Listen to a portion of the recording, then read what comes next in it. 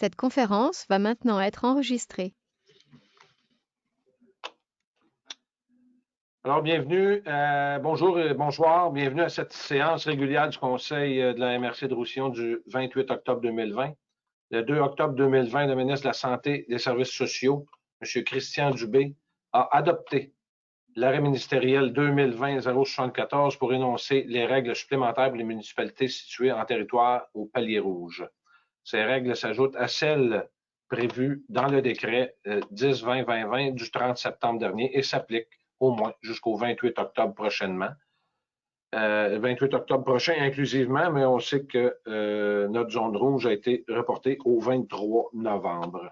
Encore un petit 4 semaines. La MRC de Roussillon tient cette séance du mois d'octobre 2020 à huis clos tel que stipulé par l'arrêt ministériel, c'est-à-dire que toute réunion, séance ou assemblée qui a lieu en personne peut se tenir à l'aide d'un moyen permettant à tous les membres de communiquer immédiatement entre eux lorsque la loi prévoit qu'une séance doit être publique. Celle-ci doit être publicisée dès que possible par tout moyen permettant au public de connaître la teneur des discussions entre les participants et le résultat de la délibération des membres. Les 11 maires et mairesses composant le conseil de la MRC participent à la séance par visioconférence par mesure de précaution et afin de respecter les consignes de distanciation physique. Le seul qui est absent est M. Létam. Je vais prendre quelques instants, par contre, pour confirmer la présence de tous les membres du conseil de la MRC. En commençant par ordre alphabétique de ville, M. Normand Diot, maire de Candiac. Bonsoir à tous. M. Pierre-Paul Routier, maire de Châteauguay et préfet suppléant. Oui, bonsoir. Moi-même, Christian Ouellette, maire de Delsun et préfet. Dona Serre, maire de La Prairie. Présent, bonsoir tout le monde. M. Walter Létam, maire de Léry. M. Walter est absent. Mme Lise Michaud, mairesse de Mercier. Présent, bonsoir. M. Jean-Claude Boyer, maire de Saint-Constant. Bonsoir tout le monde. M. Sylvain Payan, maire de Saint-Isidore. Bon, bonsoir, présent. M. Payan avait un problème de piton. Mme Lise Poisson, mairesse de Saint-Mathieu. Présente, bonsoir tout le monde. Mme Joanne Beaulac, mairesse de Saint-Philippe. Bonsoir à tous. Et en terminant, Mme Jocelyne Bates, mairesse de Sainte-Catherine. Bonsoir à tous, présente. Merci, chers collègues. Merci de participer à cette séance. J'aimerais aussi souligner la présence de M. Gilles Marcoux, directeur général et secrétaire trésorier, de Mme Colette Tessier, directrice administrative et financier et secrétaire trésorière adjointe, ainsi que de Mme Mélanie Cloutier, coordonnatrice aux communications. Afin de préserver la période de questions du public, les citoyens peuvent faire parvenir leurs questions par courrier ou par courriel au plus tard à 16 h la veille de la séance, soit hier, mardi, le 27 octobre. Un avis public a été émis le 16 octobre sur le site Internet de la MRC, avisant les citoyens de la procédure à suivre. Par souci de transparence envers les citoyens, la séance est enregistrée et sera rediffusée sur le site web de la MRC dès le lendemain de la tenue de la séance. Également, les citoyens pourront prendre connaissance des résolutions adoptées par le Conseil de la MRC via le procès-verbal qui sera disponible pour consultation en ligne quelques jours après la séance du mois. Alors, merci. Et le quorum est constaté. Je déclare cette séance ouverte. On débute avec l'adoption de l'ordre du jour. Il est proposé que le Conseil adopte l'ordre du jour de la séance du 28 octobre 2020 avec les modifications suivantes. Les ajouts suivants en 8.2, entente territoriale Montérégie-Ouest avec la calque, donc c'est une approbation de résultats. En 9.5, phase 2 de la campagne volet social Mardi je donne de Roussillon. Et le retrait du point suivant en 4.3, rapport du dépôt d'activité 2019. Donc, l'ordre du jour a été déposé en conformité avec l'article 141 du Code municipal, puisque tous les membres sont présents. Non, c'est vrai, M. Létam n'est pas là. En 3, suivi du conseil du 30 septembre, donc le directeur général a déposé le rapport de suivi à tous les membres du conseil. En 4, administration générale, 4.1, adoption des procès-verbaux. Il est proposé que le Conseil adopte le procès-verbal de la séance ordinaire du 30 septembre 2020, tel que soumis aux membres du Conseil dans les délais requis par la loi. Et c'est proposé par Mme Bates. Je propose. Merci. Monsieur Ouellet, oui, si je peux me oui. permettre, est-ce qu'on a un proposeur et un secondaire pour l'adoption de l'ordre du jour? L'ordre du jour, parfait. Adoption de l'ordre du jour, j'ai quelqu'un pour le proposer, Mme Beaulac. Je propose. Merci. On n'a pas besoin de secondaire, M. Marcoux, compte tenu que si personne ne lève la main, on est réputé avoir accepté, on ne demandera pas le vote. Donc, suivi du conseil, c'est fait. Approbation des comptes à payer. Il est proposé que la liste des comptes à payer de la MRC de Roussillon pour la période du 22 septembre au 22 octobre, totalisant 1 811 957,51 sous, soit approuvée par M. Payan. Oui, c'est bien proposé. Merci. En 4.3, dépôt du rapport d'activité 2019, le point est retiré. En 4.4, dépôt du rapport financier trimestriel au 30 septembre. Donc, en vertu de l'article 176-4 du Code municipal du Québec, le directeur général de la MRC de Roussillon dépose 4 semaines avant l'adoption du budget un état comparatif des revenus et dépenses de l'exercice financier courant, ainsi que la comparaison des revenus et dépenses de l'exercice précédent correspondant à la même période. Le Conseil de la MRC compte adopter son budget 2021 lors du prochain conseil, soit le 25 novembre prochain. Donc, il s'agit d'un dépôt. Aucune résolution n'est nécessaire. En correspondance, en 4.5, j'attire votre attention sur une correspondance que le Conseil de la MRC accuse réception d'une correspondance et résolution de la ville de Châteauguay, datée d'aujourd'hui relativement au projet de règlement 215 modifiant le schéma d'aménagement révisé, et afin d'apporter des modifications aux dispositions relatives à l'affectation conservation viable. Nous aviserons la ville de Châteauguay que la MRC de Roussillon traitera la demande lors de la séance du 25 novembre, compte tenu que cette demande a été faite aujourd'hui. On a reçu cette résolution aujourd'hui et le Conseil la prendra en délibéré et vous répondra le mois prochain. En 5, aménagement du territoire. En 5.1, projet de loi 67, atteinte au pouvoir des municipalités de réglementer les établissements d'hébergement de type Airbnb. Donc, le 30 septembre, la ministre des Affaires municipales et de l'Habitation présentait le projet de loi numéro 67 intitulé « Loi instaurant un nouveau régime d'aménagement dans les zones inondables des lacs et des cours d'eau, octroyant temporairement aux municipalités des pouvoirs visant à répondre à certains besoins et modifications diverses. » Selon le projet de loi, les municipalités n'auront plus le droit d'empêcher, par règlement de zonage, la location d'une résidence principale à court terme sur des plateformes comme type Airbnb. En conséquence, il est proposé que le Conseil de la MRC indique au gouvernement du Québec ainsi qu'aux membres de l'Assemblée nationale son opposition à l'article 81 du projet de loi 67, loi instaurant un nouveau régime d'aménagement dans les zones inondables, octroyant temporairement aux municipalités des pouvoirs visant à répondre à certains besoins et modifiant diverses dispositions, étant donné qu'il retire les pouvoirs essentiels aux municipalités. Et aussi que le Conseil de la MRC indique au gouvernement que cet article du projet de loi 67 est un affront au gouvernement de proximité que sont les municipalités, que le Conseil de la MRC demande au gouvernement du Québec de retirer l'article 81 du projet de loi 67 pour laisser place à la discussion et prendre le temps de trouver une solution raisonnable pour permettre aux municipalités de conserver leur pouvoir de zonage. Monsieur Serre. Merci, M. Serre. Projet de loi 67 en 5.2. Position de la MRC, toujours sur le même projet de loi, sur le nouveau régime d'aménagement des territoires dans les zones inondables. Donc, il est proposé que le Conseil de la MRC soumette à la ministre des Affaires municipales de l'Habitation, Mme André Laforêt, des recommandations visant à bonifier le projet de loi 67 et à savoir attendre de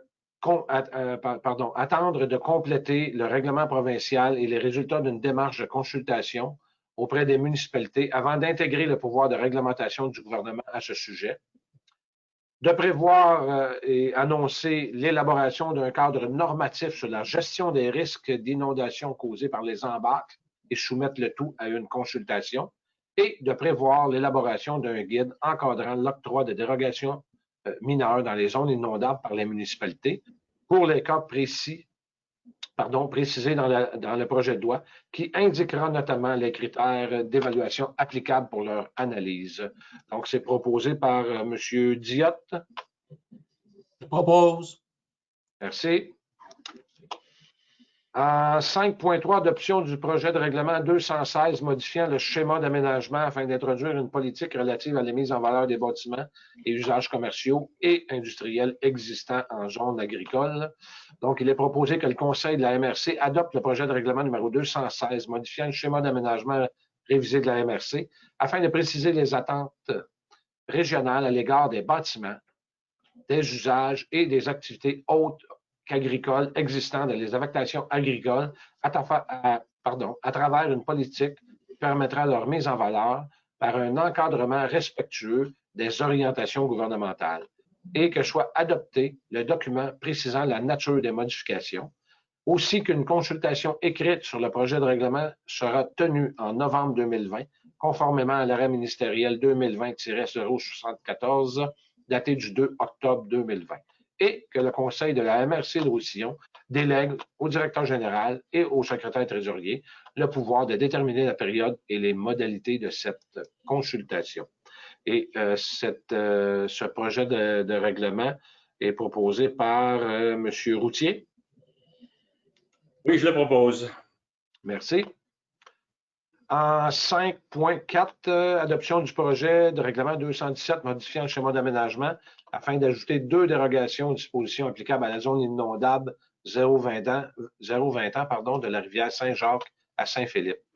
Donc, il est proposé que le Conseil de la MRC de Roussillon adopte conformément à la loi de l'aménagement et l'urbanisme le projet de règlement numéro 217 modifiant le schéma d'aménagement révisé de la MRC, tel que proposé au Conseil afin d'obtenir 2 dérogations aux dispositions applicables à la zone inondable 0,20 ans de la rivière Saint-Jacques pour la réalisation de 2 projets municipaux, soit la construction d'un pont au-dessus de la rivière Saint-Jacques afin de retirer le terrain des étangs aérés existants à la prolongation d'une piste multifonctionnelle existante de 3 mètres de large du côté ouest de la route Édouard VII entre la rue Paul-Chartrand et le chemin Sanguinet.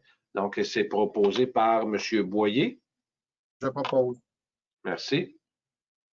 En 5.5, comité de mise en valeur du territoire agricole, nomination des producteurs agricoles.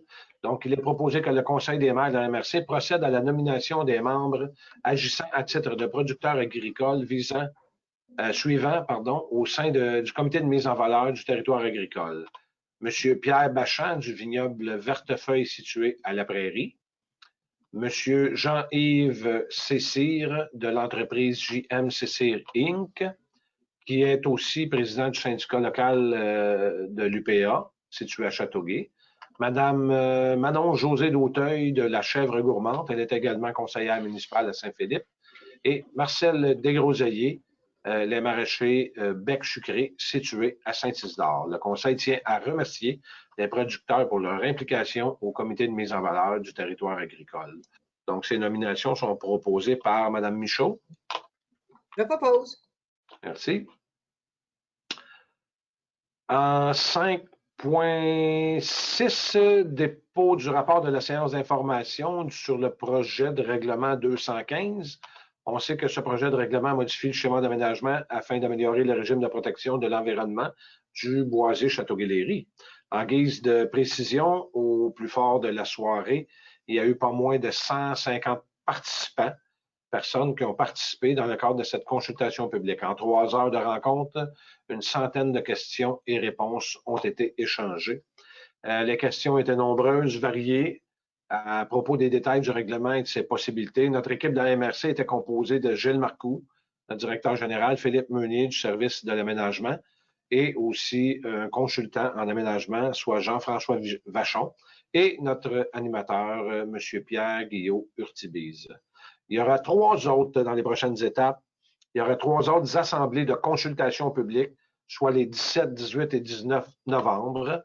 C'est sur rendez-vous seulement, et ce qui permettra à la commission consultative d'entendre ceux et celles qui soumettront un commentaire ou une présentation, un mémoire ou une opinion sur le projet. Les membres de la commission sont Mme Bates, mairesse de Saint-Philippe, Mme Bates, mairesse de Sainte-Catherine, et Mme Beaulac, mairesse de Saint-Philippe, ainsi que moi-même. Donc, la date limite pour s'inscrire est le 9 novembre à 17 h. De plus, les opinions écrites ou les mémoires devront être acheminées avant le 21 novembre à 21 h. Donc, pour faciliter l'accès à l'information et à la documentation pertinente à ce règlement, nous vous invitons à consulter une page dédiée à ce projet sur le site Internet de la MRC. Donc, c'était un dépôt, pas besoin de résolution. Avis de conformité, une seule avis de conformité en 6.1. C'est Saint-Constant, règlement 1655-20, modifiant le règlement relatif aux usages conditionnels. Donc, il est proposé que le Conseil autorise l'émission d'un certificat de conformité à la Ville de Saint-Constant qui vise à modifier ce règlement relatif aux usages conditionnels au numéro 1534-17 afin d'y assujettir de nouvelles activités et de prévoir leurs critères d'évaluation. Donc, c'est proposé par Mme Poisson.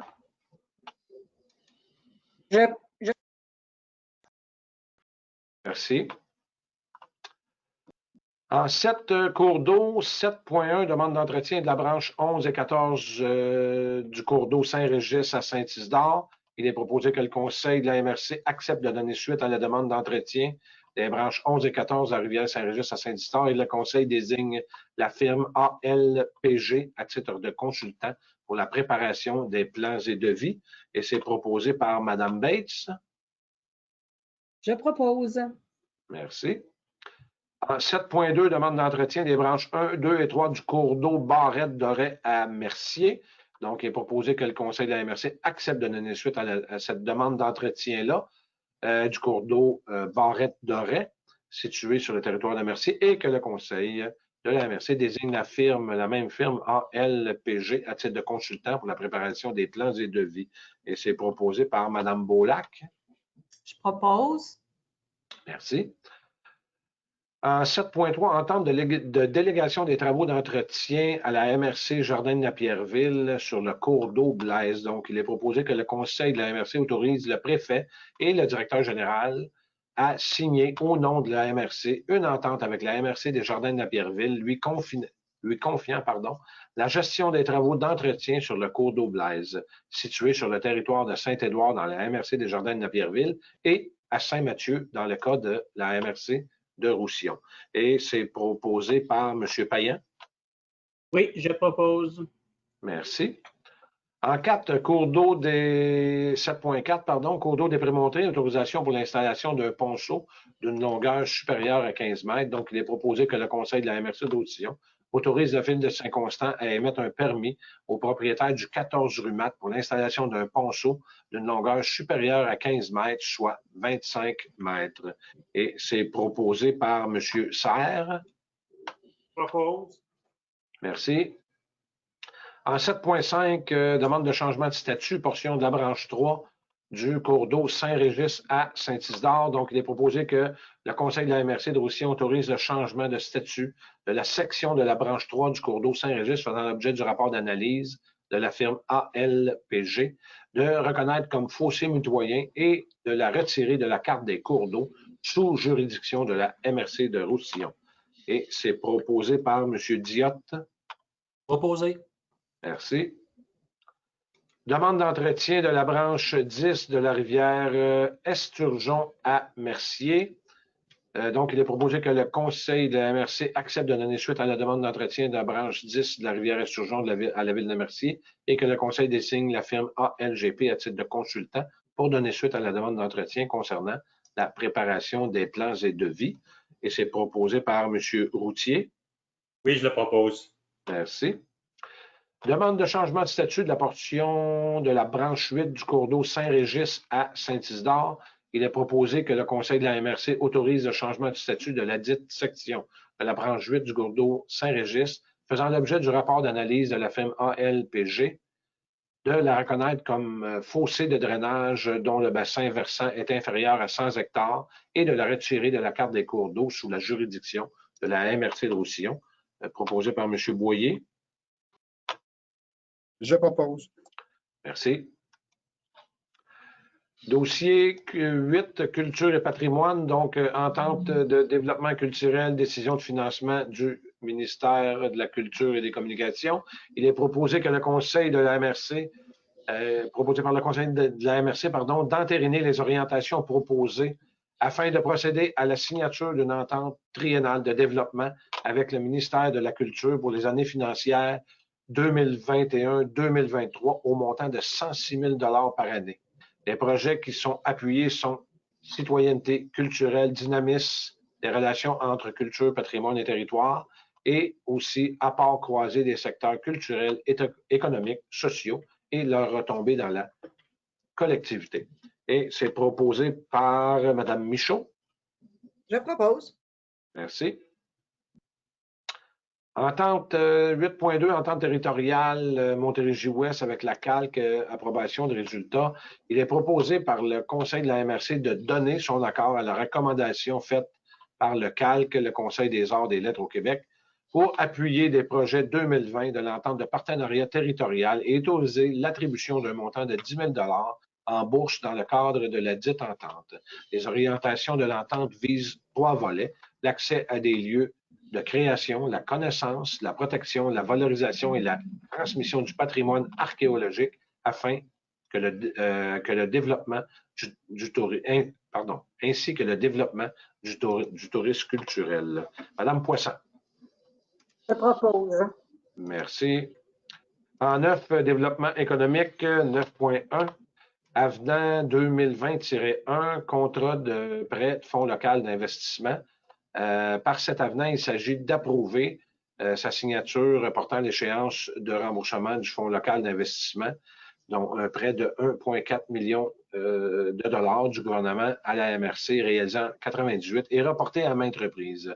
Le FLI vise à investir en complémentarité des banques dans les projets d'entreprises du territoire. Il est proposé que le Conseil autorise le préfet de la MRC à signer cet avenant-là et à préciser les modalités de remboursement du fonds local d'investissement. Madame, proposée par Mme Bates. Je propose. Merci beaucoup. En 9.2, avenant 2020-1, contrat de prêt, programme d'aide d'urgence au PME et ajout. Donc, pour le contrat de prêt, il s'agit d'approuver la signature d'un avenant du contrat de prêt du programme d'aide d'urgence au PME. En avril 2020, la ministre de l'Économie et de l'Innovation a confié ses fonds au MRC en vue de soutenir les entreprises subissant des baisses de revenus relativement à la pandémie. Ce fonds de près de 1,8 million pour la MRC a été investi à 61 % à ce jour dans 30 entreprises différentes.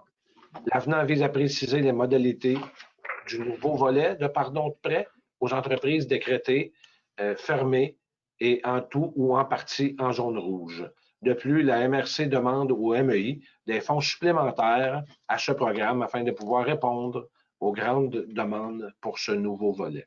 Il est donc proposé que le Conseil de la MRC autorise la signature de l'avenant 2020-1 au contrat de prêt conclu dans le cadre du programme d'aide d'urgence aux petites et aux moyennes entreprises. Donc, proposé par Mme Beaulac. Je propose. Merci. En 9.3, aide d'urgence au PME, recommandation du comité d'investissement. Il s'agit ici d'entériner la recommandation du comité d'investissement pour 5 nouveaux financements au programme d'aide aux entreprises, aux petites entreprises, totalisant 173 250 $, dont 4 de ces entreprises bénéficient du nouveau volet de pardon de prêt pour 90 515 $. À noter qu'une somme de 700 000 $ est toujours disponible.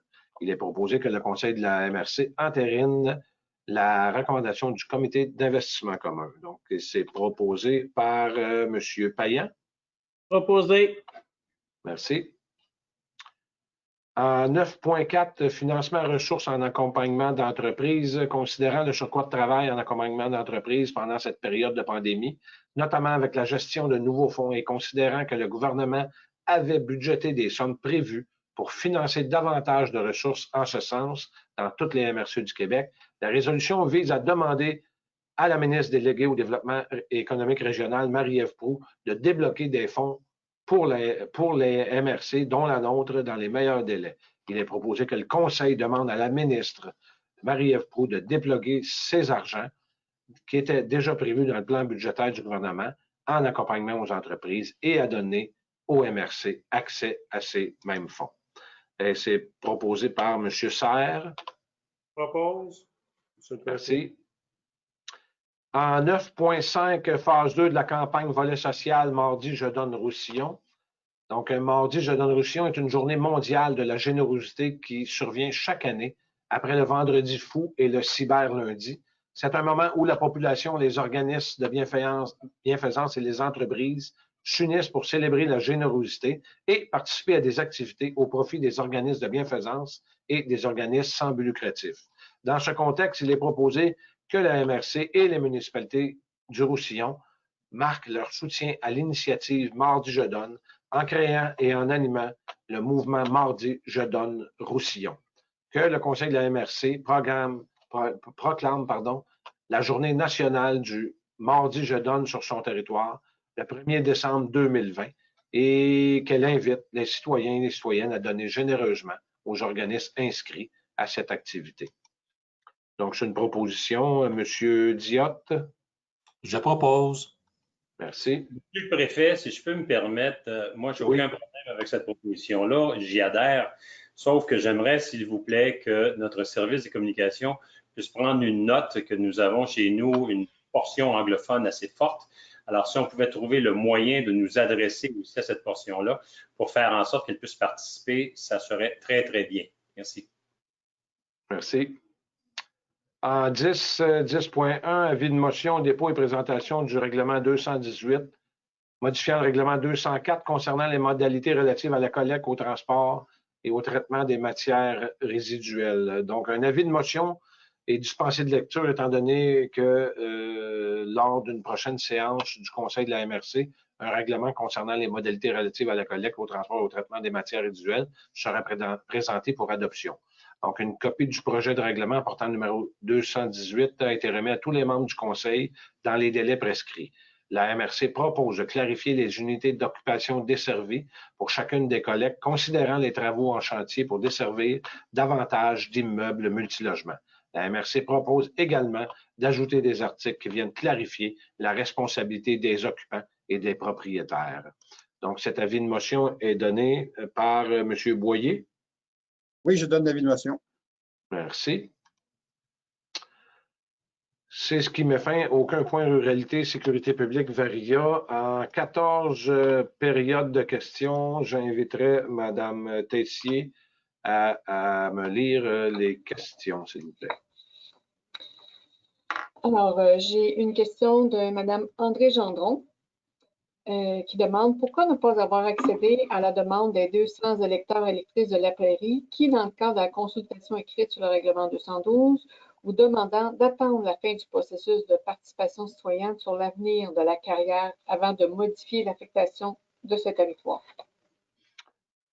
Oui, c'est important de mentionner à Mme Gendron que sa demande, sa question nous est parvenue le 30 septembre et la séance était déjà commencée, donc c'est pour ça qu'on n'a pas pu lui répondre là. Donc, l'adoption, Mme Gendron, l'adoption par la MRC du règlement 212 ne vient en rien modifier ou précipiter la démarche de la Ville qui poursuit son processus de consultation. Le règlement 212 est toujours applicable et continue l'effet de gel le temps que la Ville de la Prairie termine ses consultations publiques. Pour votre bonne compréhension, l'adoption du 212 vient modifier l'affectation industrielle lourde en affectation multifonctionnelle structurante. À l'issue de cette démarche, la Ville de la Prairie devra naturellement à son tour se conformer aussi à cette nouvelle affectation. Autre question? J'ai une question de M. Alain Branchot. Lors de la séance du 25 août dernier, vous avez retiré de l'ordre du jour, à la dernière minute, le point 5.2 qui abolissait définitivement le RCI 190. Le règlement contrôle intérimaire 190 est un moratoire qui interdit tout remblai dans la carrière jusqu'à ce que les consultations publiques ait lieu, mais qu'une entente avec le propriétaire vous force à abroger. Pourquoi avoir retiré ce point de l'ordre du jour à la dernière minute? M. Branchot, il faut savoir qu'il a été convenu avec la Ville de la Prairie de maintenir en vigueur le règlement de contrôle intérimaire 190, le temps que la Ville de la Prairie complète sa ronde de consultation publique avec tous ses citoyens et tous les parties prenantes du milieu. Sachez également qu'au niveau du Conseil des maires de la MRC de Roussillon, l'adoption du règlement 212 vise à mettre la table dans une éventuelle modification de règlement de la Ville de la Prairie.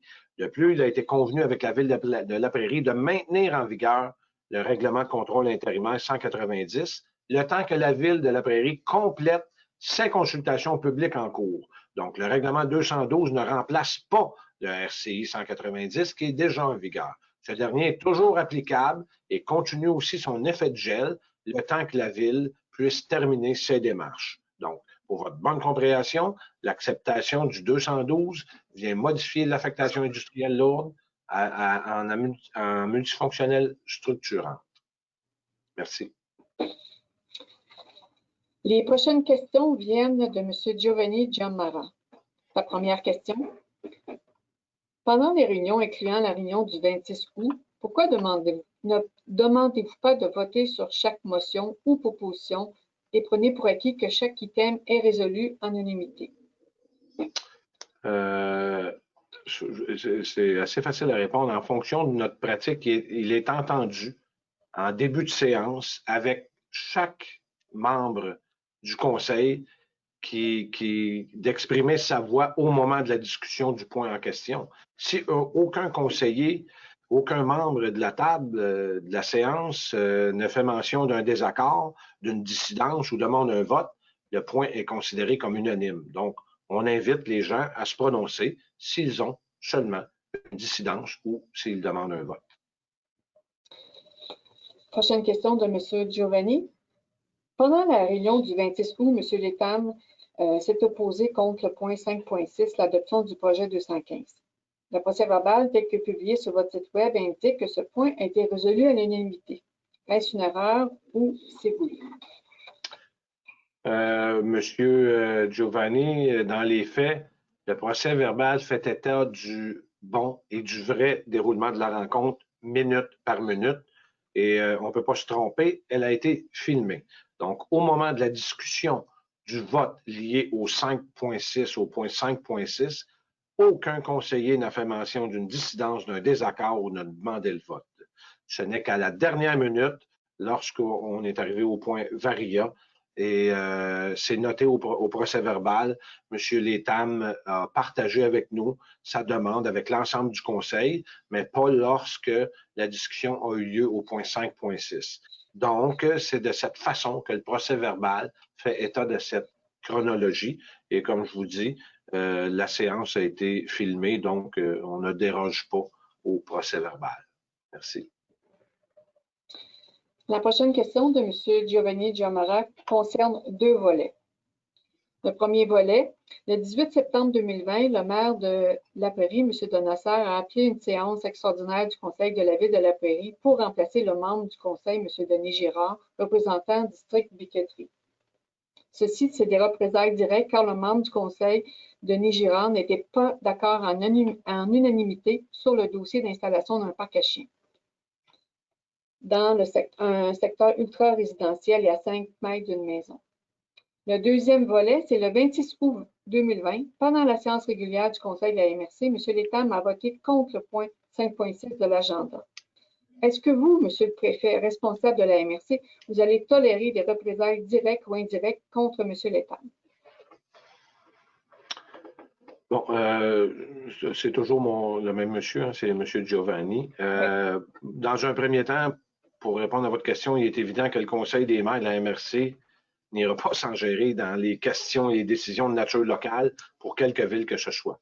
Donc, le Conseil de ville de la Prairie est légitime. Pour obtenir des réponses sur cette question, je vous invite à adresser votre question à la ville de la Prairie. Quant à votre question portant sur le point 5.6, je l'ai expliqué tantôt de l'ordre du jour. Ce que je peux vous répondre par rapport à ce sujet-là, c'est que dans aucun cas, il a été question de représailles, quel que soit. que ce soit envers M. Létam ou tout autre maire du conseil. Tous les maires et mairesses sont invités à partager, signifier et mentionner leur opinion, leur dissidence ou tout autre commentaire dans le cadre des assemblées du conseil. C'est bien mentionné au début. C'est pour ça que nos conseils sont filmés. Donc, j'encourage en aucun cas que des pratiques de muselage soient mises en place. Oubliez ça. Bien que d'un point de vue technique, cette mention soit arrivée plus tard dans le déroulement de la rencontre, et c'est pour ça que ça n'a pas été fait au moment du point. Donc, on en a pris bonne note. Pour l'ensemble du Conseil des maires, en ce moment, pour l'ensemble du Conseil des maires, ce moment est un moment d'apprentissage et un rappel des règles de tenue de séance. Merci pour votre question. Prochaine question. Oui, de M. Giovanni Giamara. La MRC a toujours fourni un service impeccable sur la collecte d'ordures, incluant le bac brun. Cependant, lundi, le 14 septembre, il y a eu un déversement de liquide du camion du bac brun sur la rue Denise-Lemestre, proche de la construction d'un nouveau parc canin installé à 5 mètres d'une maison. Pouvez-vous me dire si ce déversement est des représailles ordonnées par le maire de la Prairie ou un erreur opérateur ou un bris mécanique de camion? Juste d'y penser, M. Giovanni, je suis vraiment dans l'obligation de devoir vous répondre que les maires aucun maire n'a la volonté, surtout l'intention pure et simple d'ordonner ou de demander qu'un tel incident se produise. Là. Je m'excuse, là, mais si un tel incident se produit à nouveau, je vous invite à communiquer avec la ligne InfoCollect au 514-928-5227. Et non, on n'a pas, il n'y a pas personne qui a ordonné ça. Là. Je m'excuse. Là. La dernière question de M. Giovanni Giamara. La ville de la Prairie a un très beau et grand parc à chiens sur la 132. Cependant, M. le maire a ordonné et décidé d'installer 2 autres parcs canins sans consultation publique, sans communication. La Prairie a une population d'environ 25 000 habitants. Dites-moi, est-ce que la MRC et les autres villes de la MRC vont procéder à des installations de parcs canins dans des secteurs ultra-résidentiels? Est-ce que la MRC va se pencher sur les standards d'application de parcs canins? Pour répondre à votre question, encore une fois, mon cher monsieur, je suis dans le regret de ne pas pouvoir donner suite parce que c'est des dossiers qui touchent la ville, qui ne touchent pas la MRC. Puis comme j'ai mentionné plus tôt dans la soirée, c'est un dossier d'ordre local, puis qui sont traités au niveau local. Donc, moi, ce que je vous propose, c'est aller voir votre conseil de ville, puis faites vos représentations. Je peux pas vous donner plus d'amples détails. Chaque ville conçoit et place ses parcs canins aux endroits où ils détermineront que c'est le mieux. Et ça appartient aux villes et non à la MRC. On n'a pas d'autres questions, Mme Colette? C'est tout, M. le préfet. Good. Donc, levée de la séance, l'ordre du jour est épuisé. Il est proposé que cette séance soit levée par M. Serre. Oui, Monsieur le préfet. Merci. Donc, prenez note que la prochaine séance régulière de la MRC se tiendra le 25 novembre 2020. Alors, bonne soirée. Merci, chers collègues, d'avoir assisté à cette séance. Bonjour.